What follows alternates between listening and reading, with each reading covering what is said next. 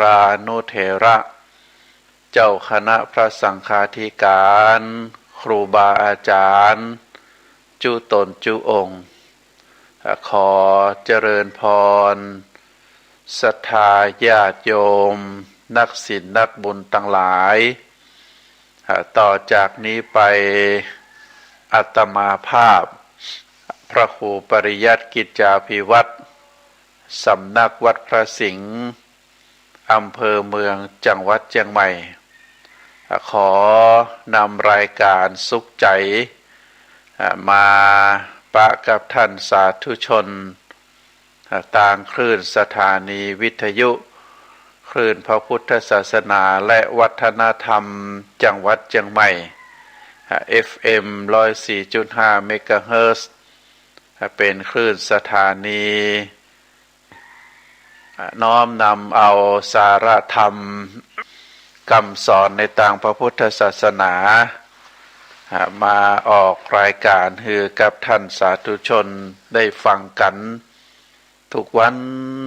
นในวันนี้ก็เช่นเดียวกันโดยเฉพาะรายการสุขใจนั้นเฮาก็จะมีโอกาสได้มาปะกันทุกคืนวันจันทร์เวลา3 ทุ่มเป็นต้นไปเนอะศรัทธาญาติโยมก็เป็นรายการที่จะได้น้อมนำเอาสาระธรรมมอบเป็นธรรมบรรณาการอาหารใจก่อนที่ศรัทธาญาติโยมจะเข้ารับเข้านอนก็เพื่อที่จะได้คือท่านทั้งหลายได้รู้ได้เข้าใจ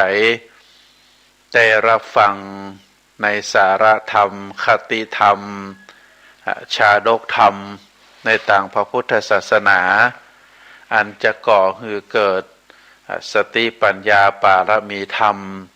น้อมนำมาประพฤติปฏิบัติในทางที่ถูกต้องอันจะก่อให้เกิดความสุขโดยเฉพาะความสุขตั้งใจซึ่งเป็นความมุ่งมา่ปรารถนาของเฮาทั้งหลายเฮาเกิดมาเป็นเจ้าของชีวิต ได้โลดแล่นอยู่ในโลกใบนี้ต่างก็มีบทบาทต่างๆเป็นจำนวนนักบางคนก็มีบทบาทเป็นคุณพ่อคุณแม่เป็นสามีภรรยาเป็นคุณปู่คุณย่าคุณตาคุณยายเป็นเพื่อนบางทีก็มีหน้าที่ในทางสังคมเป็นข้าราชการหลายผู้หลายคนก็เป็นข้าราชการบำนาญ ได้เกษียณอายุออกมาอยู่บ้านอยู่จองบางผู้บางคนก็เป็นกรรมการวัดเป็นกรรมการสถานศึกษาเป็นเปื้อนเป็นฝูงตึงหมดตั้งมวลที่ว่ามานี้ก็เป็นหน้าที่ตำแหน่งการงานตึงเป็นหน้าที่ตำแหน่งการงานที่ได้รับการยกย่องจากประชาชนจากชุมชนจากพระสงฆ์องค์ข้าเจ้าก็ดีเป็นสถานะทางสังคมที่เราได้รับมาจากการดำรงตำแหน่งโดยธรรมชาติโดยหน้าที่การงานอย่างเช่นเป็นพ่อเป็นแม่เป็นปู่เป็นย่าเป็นตาเป็นยายเหล่านี้ก็ถือว่าเป็นสถานะทางสังคมที่เราได้รับมอบหมาย มาโดยธรรมชาติอยู่แล้วนะเพราะฉะนั้นก็เมื่อเราจำเป็นต้องทำหน้าที่ต่างๆเป็นจำนวนมากมายเราก็จำเป็นจะต้องมีสติปัญญามีภูมิความรู้ในทางที่ถูกต้องเพื่อที่จะได้ประพฤติปฏิบัติหน้าที่เหล่านั้น ด้วยความสมบูรณ์อันนี้ก็เป็นความมุ่งหมายในการที่เรามีความสุขอยู่อย่างมีความสบายใจมีคำถามจากศรัทธาญาติโยมว่าได้ไปไหว้พระพุทธรูปไปไหว้พระพรหมมีคำถามว่าองค์พระพุทธรูปก็มีลักษณะ เหมือนเฮาตั้งหลายก็คือเหมือนมนุษย์ธรรมดาแต่ก็มีพุทธลักษณะบางอย่างที่ก็คือเกิดคำถามอย่างเช่นพระพุทธรูปจะได้มีหูยาวพระพุทธรูปจะได้มีเรียกว่าเป็นเปลวเพลิงหรือเป็นรัศมีที่อยู่บนเศียรของพระพุทธรูปตรงนั้นก็เคยได้อธิบายคือศรัทธาญาติโยมแล้วว่าบุคพุทธลักษณะหรือปุริสลักษณะของพระพุทธเจ้าก็จะแตกต่างจากในรูปของมนุษย์เฮาทั่วไปเป็นนัยยะบอกคือความหมายว่าที่มียอดเปลวเพลิงอยู่บนเศียรหรือเป็นแบบดอกบัวตูมนั้นก็เป็นความหมายนัยยะว่าพระพุทธองค์นั้นมีปัญญาเป็นปัญญาที่คุณอันเกิดจากปัญญาอันยิ่งใหญ่เป็นพระปัญญาที่เหนือกว่ามนุษย์ใดๆเป็นปัญญาที่นักเป็นความฉลาดล้ำลึกลุ่มลึกเนื่องจากพระพุทธองค์ ได้ตรัสรู้อนุตตรสัมมาสัมโพธิญาณได้ตรัสรู้คือเกิดความรู้ธรรมะที่มีอยู่ในโลกที่ไผ่ยังบ่ได้ค้นพบแต่พระพุทธองค์ได้ค้นพบโดยตรัสรู้โดยพระองค์เองก็ได้น้อมนำเอาพระธรรมคำสอนเหล่านั้นมาเทศน์มาสอนคือสัตวโลกได้คือมีความรู้ความจริงในธรรมะเหล่านั้นอันนี้เราเรียกว่าเกิดจากปัญญาที่คุณเกิดจากปัญญาที่คุณก็เลยสร้างช่างที่เปิดสร้างพระพุทธรูปก็เลยแปลงเป็นเปลวเพลิงหรือเป็นยอดแหลมๆอยู่บนเศียรของพระพุทธรูปอันที่สองหูพระพุทธรูปเป็นหูใหญ่กว่ามนุษย์เฮาซึ่งเฮาได้ฟังครูบาอาจารย์บอกมาว่าไผที่มีหูใหญ่ก็เป็นคนมีบุญไผที่เป็นคนหูใหญ่หูกลางจะได้เป็นคนมีบุญบางคนนั้นก็เป็นคนหูน้อยหูหินคนหูหินนี่เปิ้นบอกว่าจังอารมณ์หินมักโกรธก็ว่ากันไปแต่ความหมายนัยยะก็คือหูใหญ่ก็เป็นเครื่องหมายคือรู้ว่าเป็นผู้ที่มีความนักแน่นเป็นคนบ่เชื่อคนง่ายก่อนจะเชื่อก็ต้องใช้ปัญญาพิจารณาตริตรองแล้วก็ใช้ปัญญาตรงนั้นได้พิจารณาธรรมะอันลึกซึ้งคือเกิดความรู้ความเข้าใจอันนี้เป็นความหมายในยะที่ปรากฏต่อพระพุทธรูปแต่ว่ามีคำถามว่าพระพรหมนั้นเปิ้นจะได้มีถึงสีหน้าเวลาจะไปทางใดจะเดินจะใดจะเดินก้าวขาไปทางหน้าหรือทางหลังเป็นคำถามนะแต่ก็ขอให้ศรัทธาญาติโยมได้เข้าใจนะในปุริสลักษณะหรือลักษณะของพระพรหมที่ปรากฏให้เฮาต่างหลายพระพุทธองค์ได้ตรัสได้บอกให้เจ้าพุทธเฮาได้เข้าใจ บอกว่าคนที่จะเป็นผู้ประเสริฐอย่างพระพรหมนั้นก็สามารถที่จะประพฤติปฏิบัติแล้วก็สามารถที่จะดำเนินชีวิตเป็นพระพรหมได้เขาเรียกว่าพรหมวิหารธรรมก็คือธรรมะของผู้ที่จะอยู่ร่วมกันอย่างประเสริฐพรหมวิหารธรรมก็คือธรรมะของผู้ที่จะอยู่ร่วมกันอย่างประเสริฐถามว่าตรงนี้พระพุทธองค์ ได้สอนคือได้ทราบความหมายในยะว่าไผ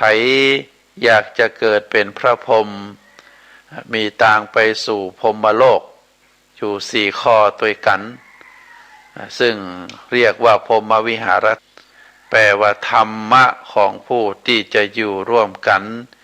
อย่างประเสริฐในพรหมโลกนั้นถ้าใครอยากจะไปเกิด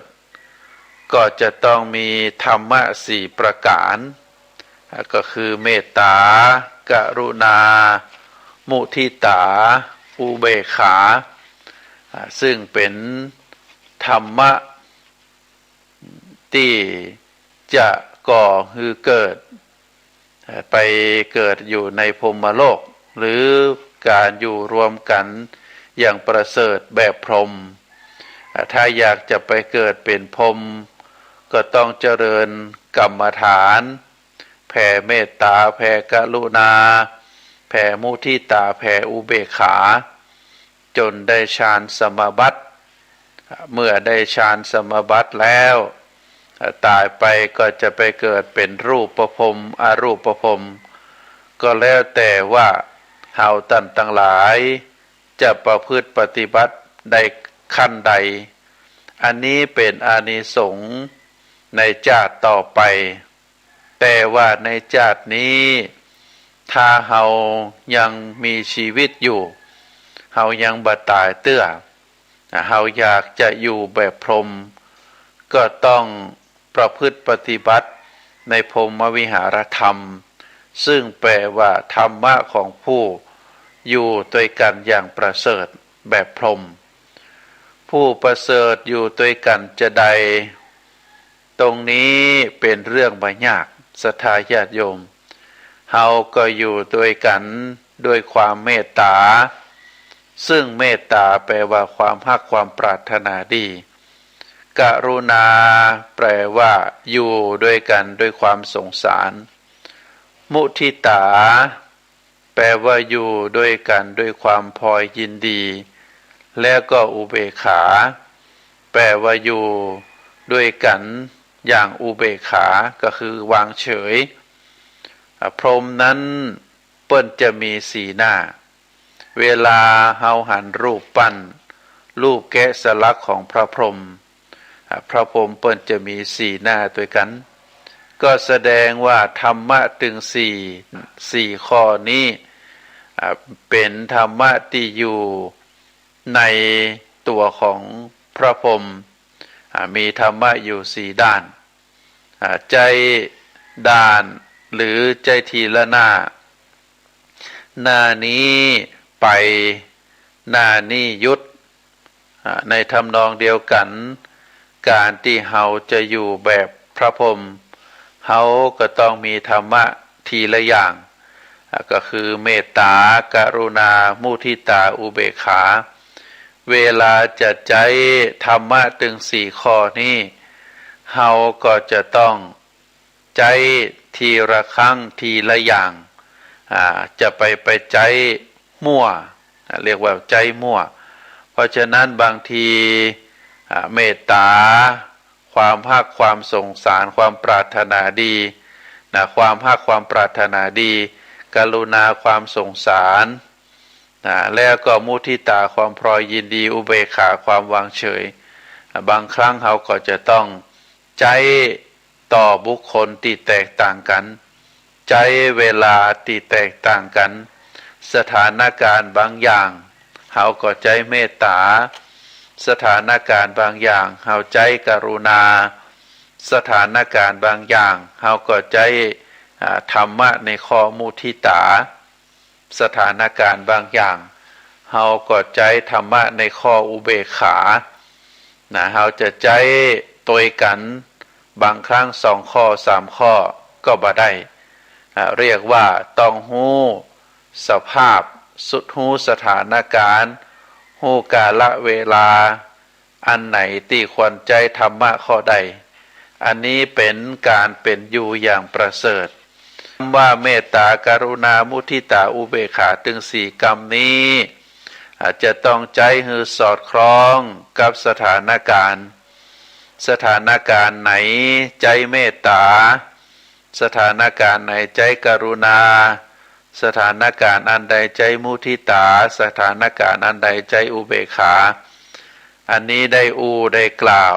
จะได้ชี้แจงต่อไปจะได้ก็ตามเฮาจำเป็นจะต้องเป็นผู้ที่ชื่อว่าเป็นพรหมที่มีสีหน้าเฮา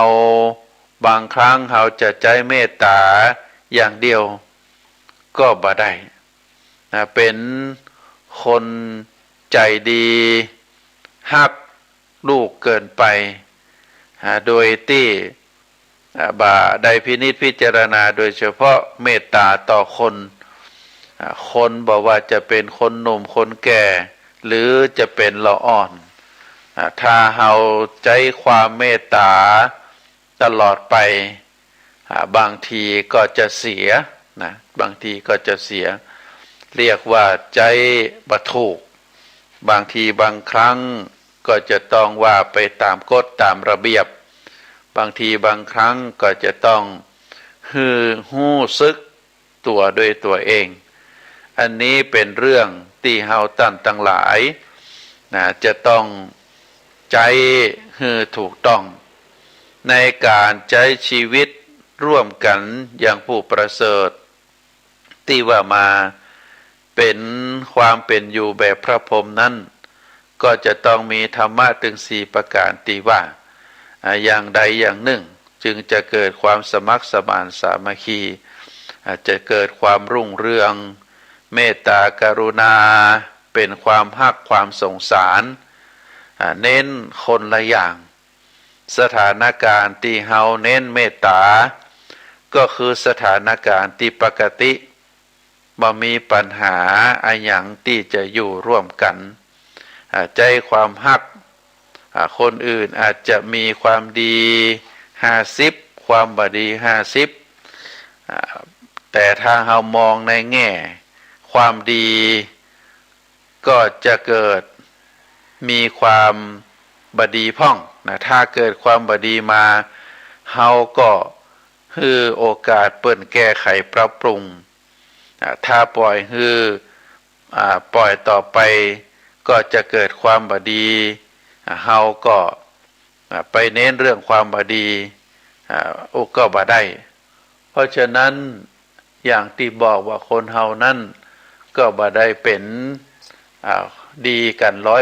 100%บางทีบางครั้งก็มีเฮาได้ยินว่าก็บ่ได้เป็นพระอรหันต์เป็นปุถุชนอยู่อาจจะมีความดีพ่องบ่ดีพ่องแต่เฮาก็มองในแง่ตึงดีตึงบ่ดีด้วยความเรียกว่าถ้า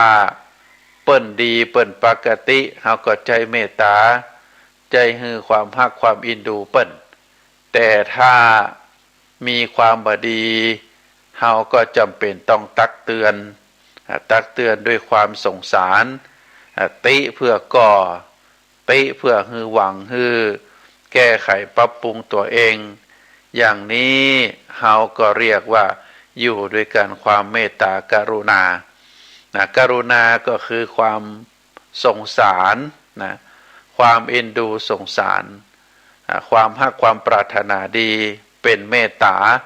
เพราะฉะนั้นธรรมะถึง2ประการนี้ก็จะต้องใจบางครั้งต้องใจตัวกันในคนเดียวอย่างที่บอกความฮักความปรารถนาดีเฮาจะใจกับบุคคลคนนี้ตลอดไปก็บ่ได้บางทีคนเฮามีความดีพ่องบ่มีความดีพ่องถ้าเป็นความดีเฮาก็ใจความฮักความปรารถนาดีส่งเสริมสนับสนุนแต่ถ้าเป็นความบ่ดีเฮาก็ใจความกรุณา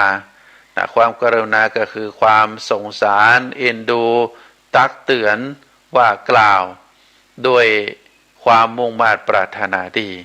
อันนี้เรียกว่าเป็นธรรมะที่ใจกู้กันในศรัทธาญาติโยมเพราะฉะนั้นในการอยู่ร่วมกันของคนเป็นจำนวนนักนี่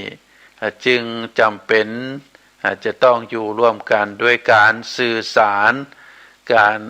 การจากันฮู้ความหมายนัยยะเหมือนเดียวกันโดยเฉพาะในครอบครัวก็มีความจำเป็นอย่างยิ่งที่จะต้องทำอย่างเดียวกันก็คือมองกันในแง่ดีก็จะอยู่ร่วมกันอย่างมีความสุขมีความอบอุ่นถ้าเรามองในแง่ดีต่อกันเราก็เรียกว่ามีความเมตตาแต่ถ้าเขามีปัญหาเหมือนว่าถ้าจะปล่อยไปก็จะทำให้ชีวิตของเขาตกต่ำเขาก็อาศัยความกรุณาสงสารว่ากล่าวตักเตือนเพราะฉะนั้นเวลาที่เขามีเมตตาก็คือมองในแง่ดีกรุณาก็คือมองในแง่ด้อยถ้าเขาเน้นในแง่ดีเขาก็เรียกว่าเมตตาอย่างที่มีคำกล่าวว่าเขามีส่วนเลวบ้างก็ช่างหัวเขาจงเลือกเอาส่วนดีที่เขามีอยู่เป็นประโยชน์โลกบ้างอย่างน่าดูส่วนที่ชั่วอย่าไปรู้ของเขาเลยจะหาคนมีดีโดยส่วนเดียวอย่ามัวเที่ยวค้นหาสหายเอ๋ยเหมือนมองหาหนวดเต่าหนวดเต่าตายเปล่าเลยฝึกให้เคยมองแต่ดีมีคนจริงมองแต่ดีมีคุณจริงแต่ถ้าคิดได้อย่างนี้เราก็เรียกว่ามีความคิดด้วยความเมตตาคือส่วนที่บดีก็จะไปดูของเปิ้นบ่ต้องพอบ่ต้องดูบ่ต้องไปค้นหาบ่ต้องไปถามหาคนนั้นเป็นจะใดคนนี้เป็นจะใดเฮาก็ต้องทำตัวทำใจของเฮาในฐานะที่จะประพฤติเป็นอย่างพระพรหมอยู่กันอย่างแบบประเสริฐยิ่งถ้าคนที่เป็นลูกเป็นหลานเฮาถ้าบ่ดูถ้าบ่ว่ากล่าวถ้าบ่ตักเตือนไผจะว่ากล่าวตักเตือนเขาพ่อแม่ก็จะต้องตักเตือนลูกสามีภรรยาก็ต้องตักเตือนซึ่งกันและกันอย่างนี้เขาเรียกว่าทำด้วยความกรุณาบ่ได้ทำด้วยความอาฆาตมาตร้ายเป็นฝ่ายแค้นถึงเวลาก็จะเล่นงานกับกันอย่างอีเป็นต้นศรัทธาญาติโยมทั้งหลายถ้าหันคนได้ดีสมมุติว่าอยู่ร่วมกันปกติสุขเฮาดูตึงแน่ดีแต่และก็แง่บดีปรากฏว่าเฮาได้แนะนำเขาเจริญรุ่งเรืองมีความแข็งแกร่งมีความแข็งแรงประพฤติปฏิบัติมีความเหมาะสมมีความรู้ความสามารถถึงตอนนี้ก็บ่ต้องไปว่ากล่าวตักเตือนเขาจึงต้องปล่อยให้เขาเจริญไปตามทิศตามทางของเขาเราเรียกว่าเป็นข้อธรรมที่เรียกว่ามุทิตาพอยินดีเมื่อเขาได้ดีแค่ได้ข่าวว่าเขาอยู่อย่างปกติสุขตอนนี้มีชีวิตเจริญรุ่งเรืองเฮาก็มีความดีใจมีความดีใจแล้วก็มีความชื่นใจแล้วก็อนุโมทนาคือเขาได้มีความเจริญรุ่งเรืองอยู่ตลอดไปพอหารคนอื่นบ่ว่าจะเป็นลูกเป็นหลานไผก็แล้วแต่เปิ้นได้ดีก็ขอให้ได้ไปดีตลอดคือเจริญยิ่งขึ้นไปอันนี้เราเรียกว่าเป็นมุทิตาเนอะศรัทธาญาติโยมอย่างเช่นมีงานแสดงความยินดีเปิ้นขึ้นบ้านใหม่เฮาก็ไปมุทิตาเปิ้นไปแสดงความยินดีกับเปิ้นแต่งงานเฮาก็ไปแสดงความยินดีกับเปิ้นได้เลื่อนขั้นเลื่อนยศได้ดำรงตำแหน่งหน้าที่ที่สำคัญมีความเจริญขึ้นเฮาก็ไปมุทิตาเปิ้นคำว่ามุทิตาตรงนี้แหละเฮาเรียกว่าเป็นพลอยยินดีเมื่อคนอื่นได้ดี อันนี้เป็นธรรมะข้อที่สามในการอยู่กันอย่างประเสริฐธรรมะข้อที่สี่คำว่าอุเบกขาอุเบกขานี้เป็นการเรียกว่าทำตัวเป็นกลางนะวางเฉยบางทีถ้าเฮาลุ้นมากไปอยากจะฮือเปิ้นได้ดีด้วยความฮักด้วยความเมตตาเฮาก็พยายามว่ากล่าวตักเตือนให้เขาได้ดีได้กลับตัวแต่ถ้าเขาบ่ได้กลับตัวพอเขากลับตัวได้เฮาก็รู้สึกได้ดีนะพอเปิ้นกลับตัวได้เฮาก็ดีใจแต่ถ้าเปิ้นกลับตัวกลับใจปรับปรุงตัวบ่ได้ทำให้เกิดความผิดพลาดเฮาก็เสียใจนะมันก็จะเป็นลักษณะขึ้นลงเป็นอย่างนี้บางทีก็มีความทุกข์บางทีก็มีความสุขโดยเฉพาะเมื่อเปิ้นได้รับสิ่งที่บ่ดีจากพฤติกรรมของเปิ้นเองจากการกระทำของเปิ้นเองก็ถ้าเฮาบ่ทำใจก็จะได้เกิดความทุกข์เฮาก็มีปัญหาเพราะฉะนั้นในหลักธรรมข้อนี้เปิ้นก็จึงตอบบอกว่าบางทีเฮามีเมตตามีความฮักกรุณามีความสงสารมุทิตาพอยินดีลุ้นกับคนอื่นนักไปมันบ่ได้ดังใจเหมือนบางทีเฮาไปลุ้นการแข่งขันกีฬาชิงแชมป์นึกว่าทีมเฮาที่เฮาเชียร์จะได้เหรียญทองพอบ่ได้เฮาก็ตุกอย่างอีเป็นต้นบางทีก็เลิกลุ้นยุดดีกว่าการที่ยุดบ่ได้ไปลุ้นเรียกว่าอุเบกขาศรัทธาญาติโยมเฮาวางเฉยนะเป็นการวางตัวเป็นกลางเพราะถ้าเฮาหันโทษของความดีใจและก็ความเสียใจบางทีหันความสำเร็จของคนอื่นเฮาก็ดีใจพอเขาล้มเหลวเฮาก็เสียใจใจมันก็จะเรียกว่าบางช่วงก็เป็นดวงจิตดวงใจที่ยกระดับให้สูงขึ้นบางทีบางครั้งก็เป็นจิตใจที่ตกต่ำช่วงขึ้นลงหรือขึ้นสูงตกต่ำก็เพราะว่าเฮาเอาดวงจิตดวงใจไปลุ้นไปแสดงความดีใจหรือแสดงความเสียใจในที่สุดเจ้าของดวงจิตก็คือตัวเฮานี่อาจจะเป็นโรคจิตโรคประสาทก็ได้ในกรณีอย่างนี้ต่างหลักพระพุทธศาสนาก็วางอุเบกขาใจหลักธรรมอุเบกขาก็คือวางตัวเป็นกลางวางใจเฉยบ่ไปลุ้นบ่ไปอย่างรับไปอย่างเช่นพ่อแม่ที่ได้เลี้ยงดูลูกกำลังน่าฮักเฮาก็เมตตาแต่ถ้าลูกล้มได้รับบาดเจ็บเฮาก็กรุณาสถานการณ์นี้จะไปเมตตาล้ำไปเด็กน้อยร้องไห้เฮาก็ต้องกรุณาถ้าเด็กประสบผลสำเร็จเจริญเติบใหญ่แต่งงานมีคู่ครองก็จะไปเรียกว่าจะไปอิจฉาลูกบางทีลูกเปิ้นก็ไปสร้างมีครอบครัวสร้างครรัวเหมือนกับนกบินออกจากรังไปบางทีบางครั้งก็อาจจะลืมพ่อลืมแม่ตอนนี้เฮาต้องมุทิตาลูกได้ไปดีมีสุขก็ขอให้เจริญรุ่งเรืองต่อไปเขามีครอบครัวมีลูกที่จะต้องดูแลมีภรรยามีสามีที่จะต้องดูแลบางทีบ่ได้ปิกมาหาเฮาก็ต้องอุเบกขาพ่องจะไปเสียใจพอลูกบ่มาหาในวันพ่อวันแม่ก็ชักจะบ่สบายใจที่ถูกแล้วในสถานการณ์ลักษณะแบบนี้เฮาจะต้อง วางเฉยก็คืออุเบกขาวางใจเป็นกลางมาอย่างนั้นแล้ว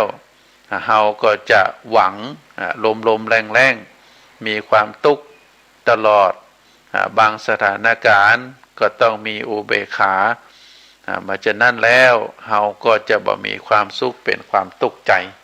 อันนี้เป็นสิ่งที่เฮาท่านทั้งหลายในฐานะที่เกิดมาพระพุทธศาสนามีหลักธรรมดีๆที่เฮาจำเป็นจะต้องใจอย่างเช่นหลักธรรมที่ว่ามา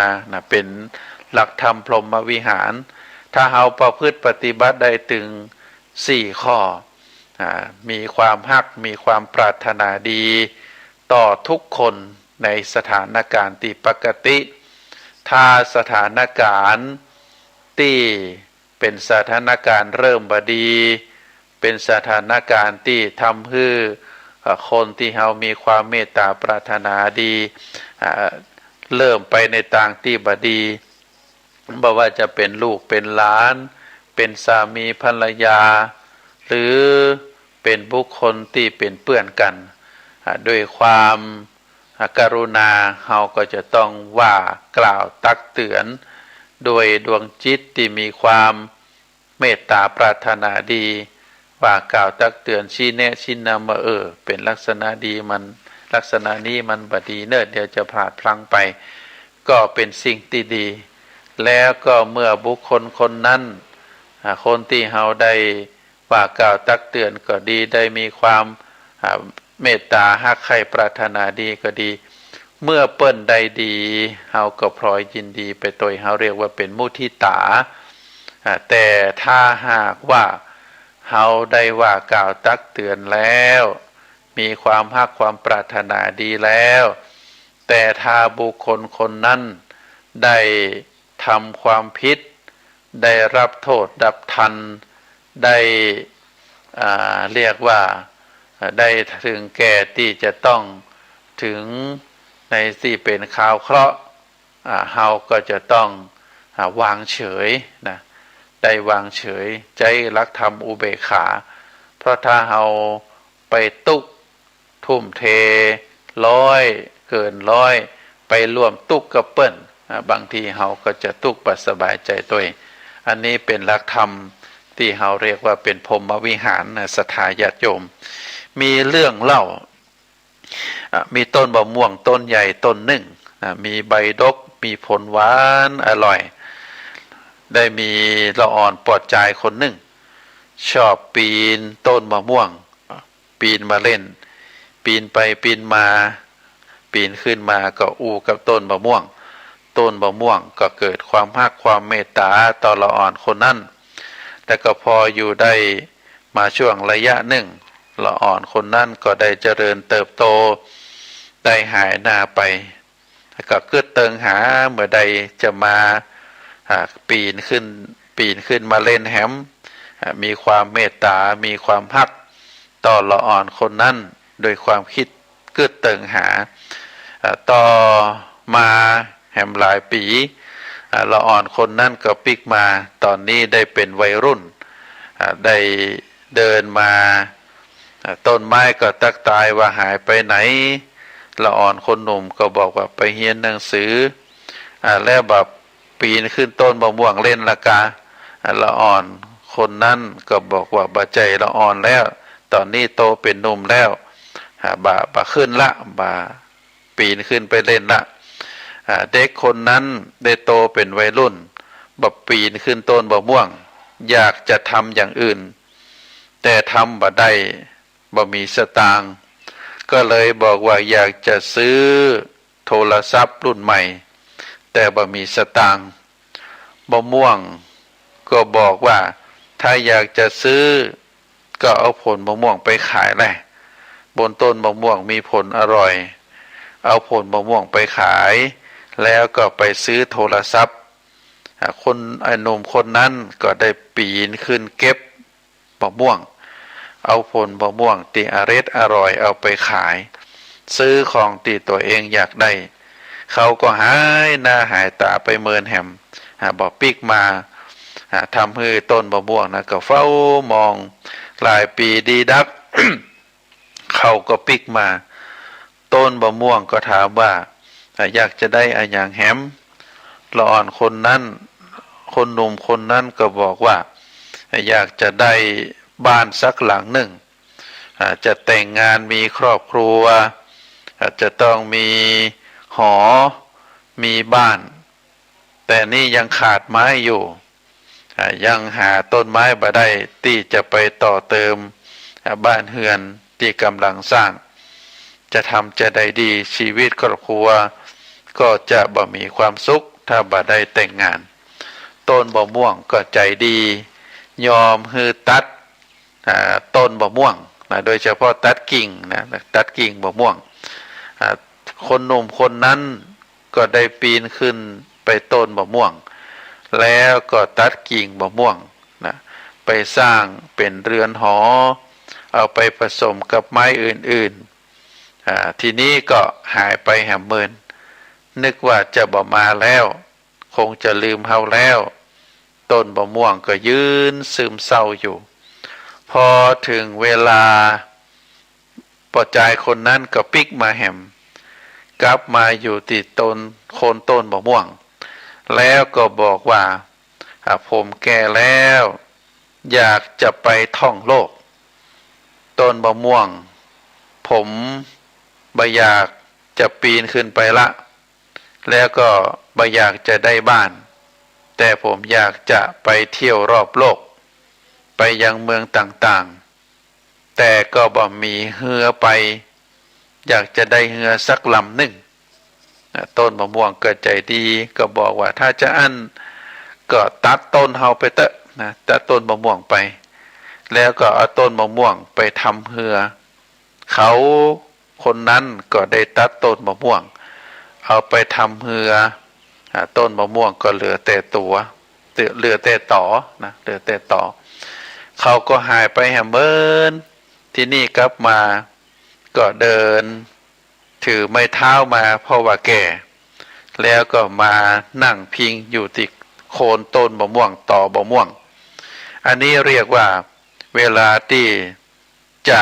ถึงเวลาที่เขาจะอุเบกขาวางเฉยเขาก็ควรจะวางเฉยสถานการณ์ไหนที่ต้นมะม่วงควรจะบอกฮือเจ้าหนุ่มคนนั้นว่าพอแล้วฮือฮู้จักหากินเองพ่อง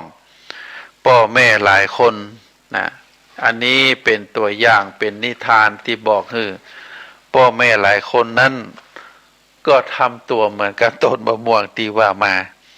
ตามบางทีก็ตามใจลูกจนเสียคนเมื่อใด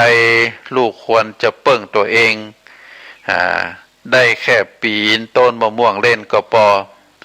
และได้ลูกมะม่วงไปขายก็พอบัดใจว่าจะต้องมาตัดต้นมะม่วงในที่สุดก็จะบ่เหลืออะไรยังและก็ยังบ่ได้สำนึกถึงคุณค่าเพราะว่าได้มาโดยง่ายเมื่อหันว่าลูกทำบ่ดีพ่อแม่ก็ต้องว่ากล่าวตักเตือนให้ลูกเป็นคนดีอันนี้เป็นเรื่องราวที่ขอฝากให้ศรัทธาญาติโยมว่าการที่เราจะอยู่ด้วยกันอย่างประเสริฐได้อยู่ด้วยกันอย่างพรหมเราก็ต้องมีหลักธรรมถึง4 ข้อ4 ประการมีความเมตตาปรารถนาดีต่อบุคคลทุกคนที่อยู่ในสถานการณ์ปกติเมตตาปรารถนาดีนี้ฮือใจในสถานการณ์ที่ปกติ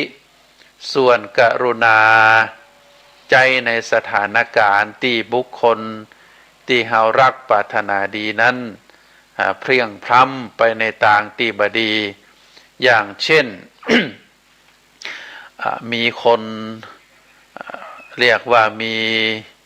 ความยากจนมีความที่มีความจำเป็นจะต้องดำรงชีพโดยเพราะว่าได้มีความสถานการณ์ที่ได้ตกทุกข์ได้ยาก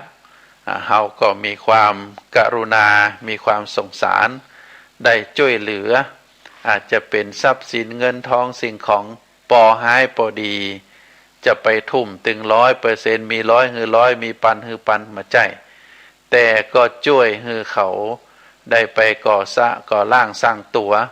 คือพอประมาณหรือถ้าบุคคลที่เขามีความฮักความปรารถนาดีได้ไปทำในสิ่งที่บดี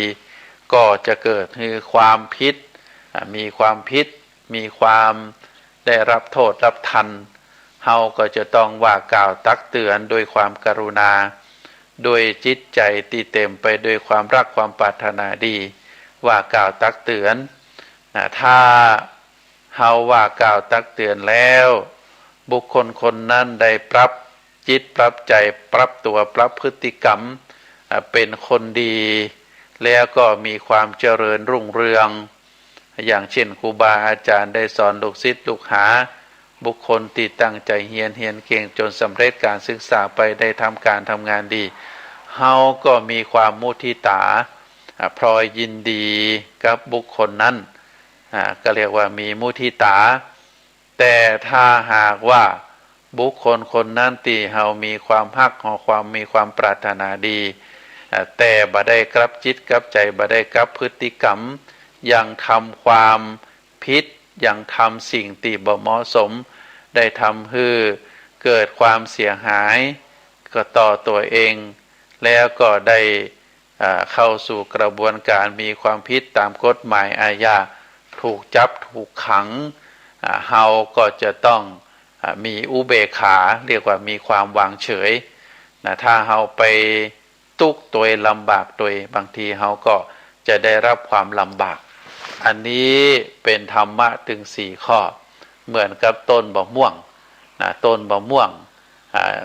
มีความฮักมีความปรารถนามีความเมตตาต่อละอ่อนละอ่อนเกยมาปีนขึ้นก็โดยความฮักความปรารถนาดีละอ่อนอยากจะได้สิ่งของที่มีเป็นเครื่องใช้ เป็นโทรศัพท์เป็นรถเป็นลาก็อนุญาตให้ละอ่อนคนนั้นได้เก็บผลมะม่วงเอาไปขายอันนี้ก็ปอให้ปอดีเรียกว่ามีความเมตตามีความฮักความปรารถนาดีมีความกรุณาสงสารแต่ถ้าถึงขั้นต้องมาตัด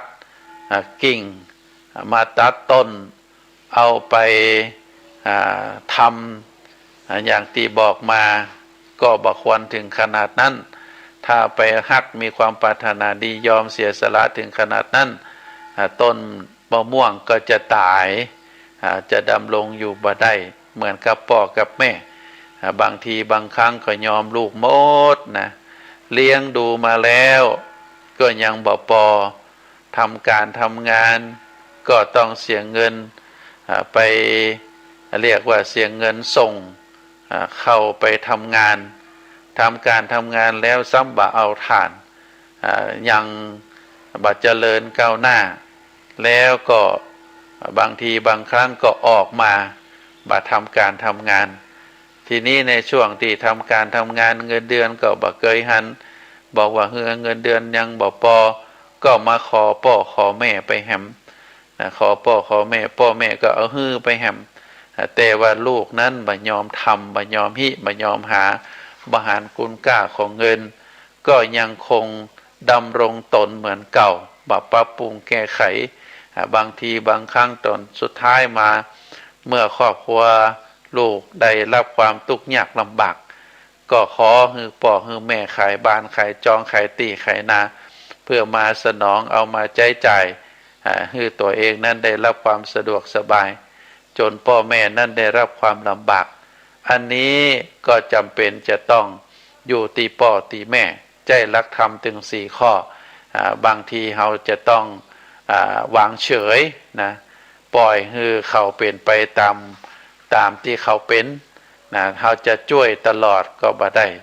อันนี้เป็นหลักธรรมทางพระพุทธศาสนาเพื่อที่เราท่านทั้งหลายจะได้อยู่ด้วยกันอย่างมีความสุขอาตมาภาพก็ขอฝากสาระธรรม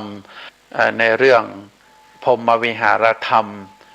การอยู่ด้วยกันอย่างมีความสุขก็ขอให้ศรัทธาญาติโยม ได้มีความเข้าอกเข้าใจแล้วก็นำไปประพฤติปฏิบัติในหลักธรรมดังที่ว่ามาก็ขอมอบเป็นธรรมบรรณาการในคืนนี้เรื่องพรหมวิหารธรรมธรรมะที่อยู่ด้วยกันอย่างประเสริฐก็เป็นธรรมะที่จะก่อให้เกิดความสุขบ่ให้เกิดความทุกข์ ก็ขอบุญกุศลคุณงามความดีที่ญาติโยมทั้งหลายได้ฟังพระธรรมคำสอนในคืนนี้ก็ได้ปกห่มให้ศรัทธาญาติโยมทุกท่านได้มีความสุขได้มีความเจริญ